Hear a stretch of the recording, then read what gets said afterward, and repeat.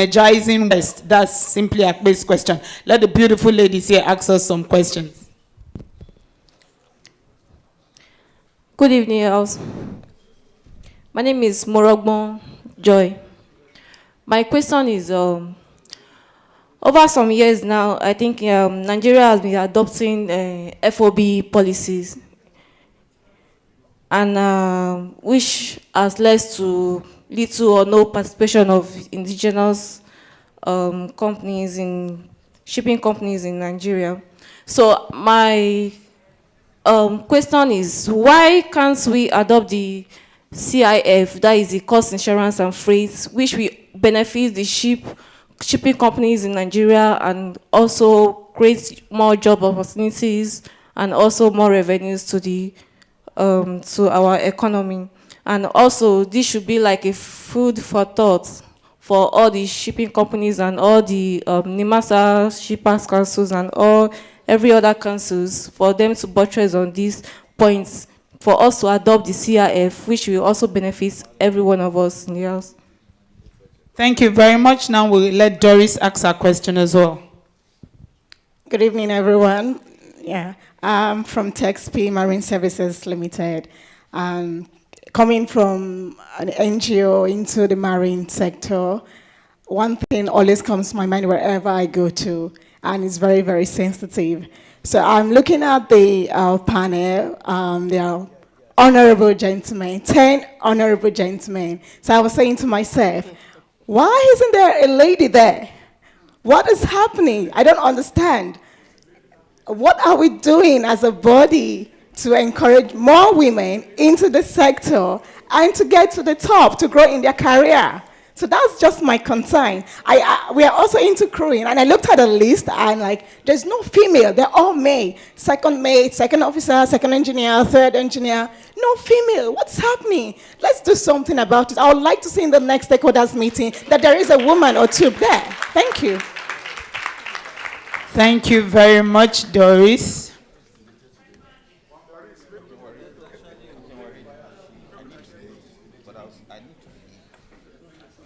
I think the women will have to rise up to the occasion.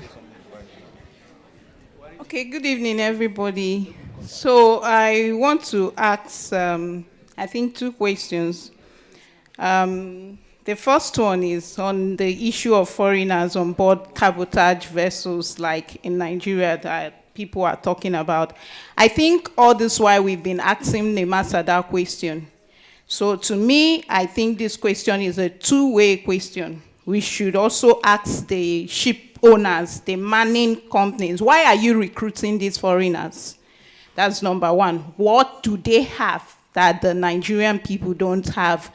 So I want to have that answer. The second thing, a question I have is for Nimasa. Okay, so you're trying to get these foreigners off our land, and then we're having the issue of the OOW, unlimited.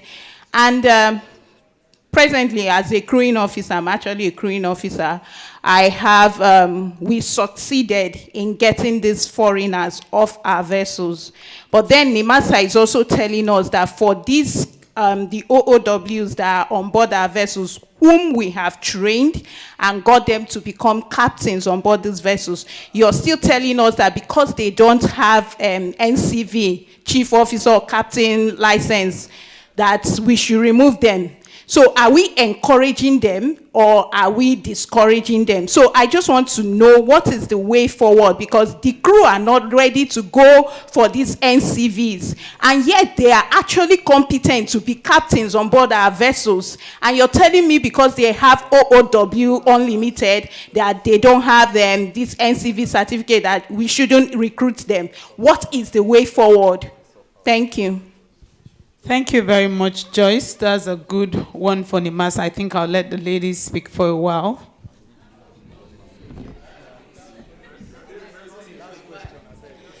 Okay, good evening, everybody. My name is Haruna Lovett. Talking of crewing still, I want to ask, okay, fine. If we say we don't want foreigners on this vessel, and now we have Nigerians that have gone to some other countries to get the certificates that we consider to be better than our certificates, I think my question is, what are we paying? The skin color or the certificate? Because I have some persons with certificate from either South Africa or other places, but they are Nigerians. But they are on the same, when they go to the same vessels with foreigners, they treat them better. Like they pay them, they don't pay them according to the certificate, they pay them according to the fact that they are Nigerians. And I think we should do more because it's affecting the cost. I was on board of recent where there was a foreigner and in Nigeria. You see the way they treat, I mean, somebody like an AB will be treating a chief mate, a Nigerian chief mate, like he's better. Like, you know, they look so down on them. And the Nigerians will not even want to fight back because they understand that the companies place these people like above them. Like they'll be telling you if a foreigner sends, like, make a request on board, anything they want, the company gets to give them. But when it comes to Nigeria, they'll be asking, you know, so I want to know how we're actually trying to how we're trying to pay Nigerians that have foreign tickets based on their tickets, and how we're trying to encourage Nigerians, like build up their confidence. Then there's another question from somebody who said, what is the measure put in place to be able to verify crew documents issued by NIMASA? I think there's no way for people to verify, crewing department to verify certificates. Thank you. Thank you very much. Some very worrisome situation we have there on board some of our vessels. Sir. Thank you. My name is Douglas. I just want to, mine is probably observation or contribution. Yes, there's a question that was asked, and I sure it wasn't properly answered. So I just wanted to just say something about it. There's a young man who asked a question about having a license and it's not being accepted or recognized by another country, so to speak. And of course, in response, when the captain was speaking, he did say that, for instance, Ghana, that they accept Ghana, but Ghana don't accept our own. I have a problem with it there. I think that it is better he doesn't have a certificate than to have a certificate that is not being recognized. It's either you're not sure of what you've issued to your student, that you will not support him or back him. I think what we need basically is an MOU between the two. If you can accept Ghana, have a round table. As long as you trust what you have issued, meet with Ghana. Let us have an understanding. What is the problem with my people? I've trained them, they are qualified, and all of these put in place. That's what I wanted to bring. Again, I want to talk about the school. I'm particularly interested about the school because I have fallen in love with the school when Doctor made his presentation. And I just whispered to my friend that I think I will try to see if my son can join the school. Okay, what I wanted to say here is, to fail an exam, it's okay. It's not a problem. But when we now have a challenge where more people fail the exams, and we now said it's normal, I don't think it's normal. I think what we need to do, like what the pilot says, that we need to come together. Because for me, we need to either up the game, okay, have an enabling environment. And again, somebody mentioned, we must have good lecturers. You can't give what you don't have. And so that we will not produce half-baked people, because that is the integrity of the school, the nation as a whole. And so I'm begging you that let's come together, all of us, let's come together and protect the integrity of this great nation, Nigeria. Because Nigeria has everything it takes not to be at the background where we are today. Thank you. Thank you so very much, sir, for your contribution. I think we'll take one last question. I think we're rounding up. We're rounding up. Just one. Good evening, everyone. My name is John. My question is centered on poor welfare of seafarers. I believe seafaring is not a slavery job, but the way it's going in Nigeria today, why is it that a lot of seafarers, the welfare is very poor on board vessels? The food is very poor, and again, salary issues. Seafarers are being owed for months, and when they approach ship owners, they give them excuses. I wouldn't want to mention the name of a company that will tell you that I'm saving the money for you. What are you using money to do? Again, unemployment rate as a result of a company telling you that you don't have experience or you don't have sufficient years of experience to, fit into a position. And this has resulted to a lot of seafarers going to, stamp their discharge book when they don't have the experience on that. How are these people going to get experience when they are not placed on board vessels to work? Thank you very much. Thank you very much.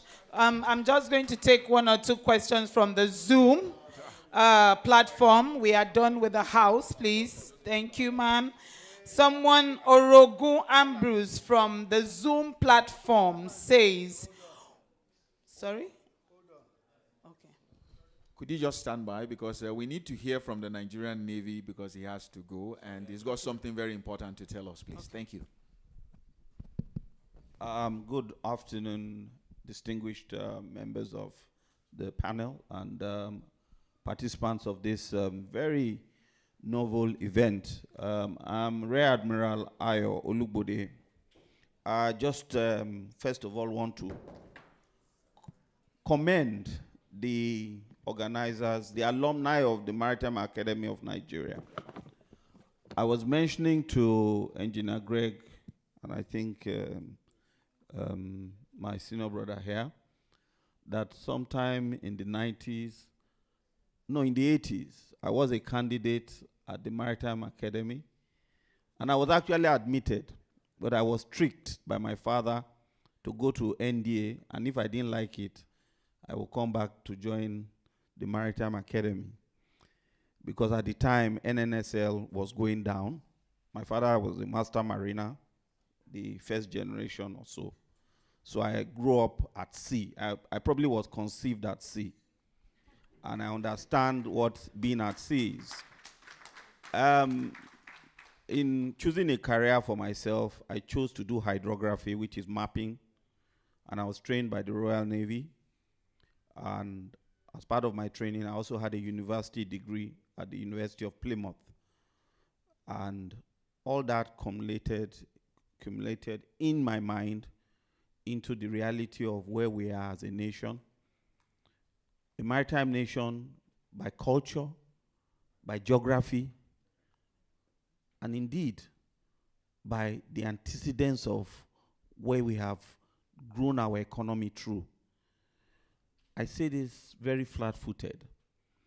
My perception is that we want to do Indomie noodles kind of solution to the maritime industry, starting from training to infrastructure to the whole ecosystem. And it doesn't work like that. It doesn't work like that.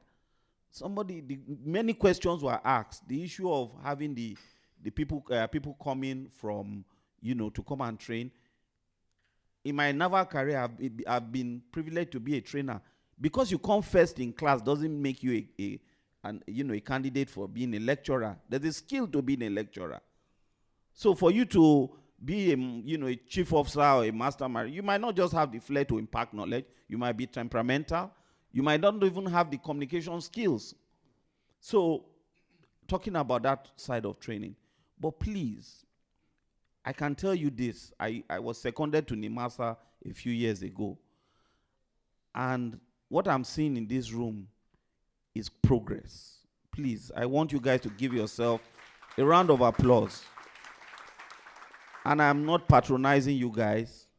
I think what you guys need to do as an alumni is to get very serious. Tell the younger ones coming, we are almost going out. I'm on the, sometimes it's come so fast. I'm a rear admiral. Maximum I have 6, 7 years. I'm gone if I'm lucky, But those of you remaining, seafaring is not a joke. There's a book here, which I was given to read when I was doing my undergraduate studies. It's called Seafaring and Civilization. The first year in University of Plymouth, it was a mandatory book to read. If you see, the pages are already brown. I just picked it up for my library when I was coming. They say when you want to hide something from a black man, you hide it in a book. Seafaring, nations that have built civilization, that have the coast, they have gone about it methodologically. It doesn't just happen that you go and write COC exam. You know, all these things is nauseating. Certificates, put me on board. No. When my father did masters, it's 10 years before you become a master. A chief officer, not even master. Captain Lawa, I think I'm right. 10 years. And they could go to any country. They came back from the UK and they displaced Egyptians who were working in Nigeria as pilots. So please, go this mind of thinking that, I have certificate. No. There's one, even in the Navy in which I serve, there are officers that if you give me to work with me as my chief, as an engineer, when I was on board the ship, I would reject them. Because the man is a risk. There are OWs that when I was XO on board the ship, if he's on a watch, I am also on watch. But the guy he has passed the exam. When we used to do rules of the road, if you don't have 98%, you do. I don't know if you do rules of the road again. It's 100. 98. That was the minimum you do. And in the Royal Navy, you do rules of the road even when you're a master on board. It's voluntary. You must do it. So, first of all, we have a national milieu we have to change. This, let's do it. We can pay for it. Once you start paying for certificates, somebody passes you, you fail, you bloody well fail. My father told me that he failed his chief his mate or something. And he ended up becoming general manager in MPA. You will still get to where you will get to. In fact, I failed my midshipman ROR. I'm an admiral today. It doesn't stop you. Failure is not there's even a saying that those who make success, you must have some failures in life. So the issue of exams, I think that's not the issue.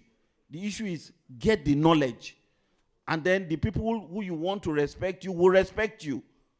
That's one. Then the other one I want to talk about, which Captain Waridi addressed, so that you also don't grow into the group of people who every season will carry themselves to London and go and sit down. They want to get on IMO Council.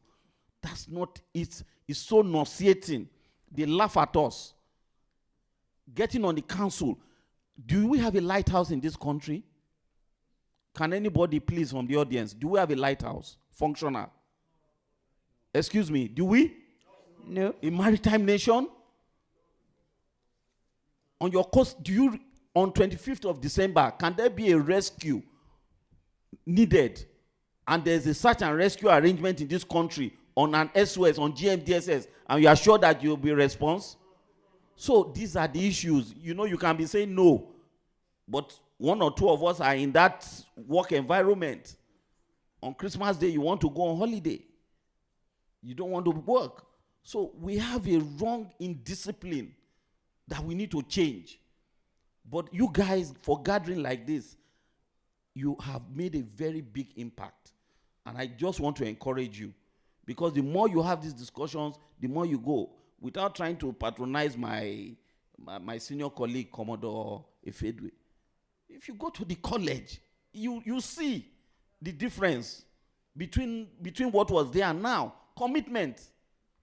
Those who will train within this period, you will see the product, you will see their output. So let's get it right from the beginning, and then we will grow and grow into a maritime nation. Is not about oil and gas alone. Tourism alone on Ilashe Beach, ferry services, lifeguards, what do you call them? Snorkeling, all these things. So please, there's so much I can also say, but sorry, I need to run off because I've been here all day. I wish you guys all the best, and thank you for the opportunity. Thank you so much. Thank you so much. I know you were on too. But let me say something very short about this Rear Admiral. In 2011, we were tasked to go and silence a bunch of sea criminals in the Republic of Benin. It surprised me. So we were together, we gathered the military there, and we planned a strategy together to silence the military, and went to silence the criminals. And he surprised me when he spoke French. I was like, eh? Is this you? So thank you. We meet again. Thank you so much. A big round of applause for the Rear Admiral, please.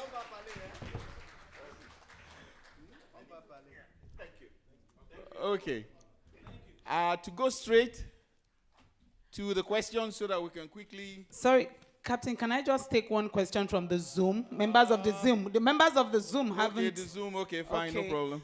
Just one question from a member of the Zoom. This question is from Orogun Ambrose. He says, why are we unable to commence Unlimited? What do we need to do in order to start Unlimited STCW for international waters?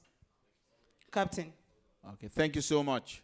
Now, I'll go back and look at the questions again. Somebody did ask why Nigeria is not on the white list. I can tell you as of 2021, we were on the white list. I'm not too sure about 2022, but the captain will address that particular question when the time comes. The decline in seafarers regarding taxation, different countries have got taxation laws here and there. I think there's probably the Seafarers Union or so will talk about that. But I know that some countries, like even Australia, if you walk outside of the major Australian land, like they used to entice us to go to the Antarctic, where there is full ice and penguins. If we go there, there will be no tax for us. I was one of those who wanted to take advantage of that. But anyway, they will address that when the time comes. SOAN, protests regarding foreign vessels taking our jobs when it comes to NNPC. We would like to address that first because our elder here would like to go. Yes, and the FOB and the CIF issue. I think you'll be able to help us on that one. So please. Respected panelists, fellow panelists, and the Alumni Association of Maritime Academy, ably led by the president. He told me yesterday, sorry I missed the invitation, but he told me yesterday about 3 p.m. and I decided that this is important and that I was going to make it. And I'm glad I'm here till this time. I was actually supposed to catch a flight to Abuja by 2 o'clock, so I had to reschedule that because this is important. I also want to say that commend the Maritime Academy because I have been there myself. And I also want to say that that was why, almost for no fee, for pittance, we decided to train, I think it was 59, maybe 55, out of 59 cadets at that time. I am the only person who is not a captain or engineer, was born on water or anything here. But I'm from Calabar, and the Navy base was right there, and I wanted to join the Navy. But I ended up in the Army, in the Medical Corps. I'm a physician, and of course, if I had joined the Navy, I probably would still be in this Mame water business. But the bottom line is that I love the sea and I love shipping. I started like a fisherman in 1983, 84, and I grew my fleet to 7 fishing trawlers, exporting shrimps to United States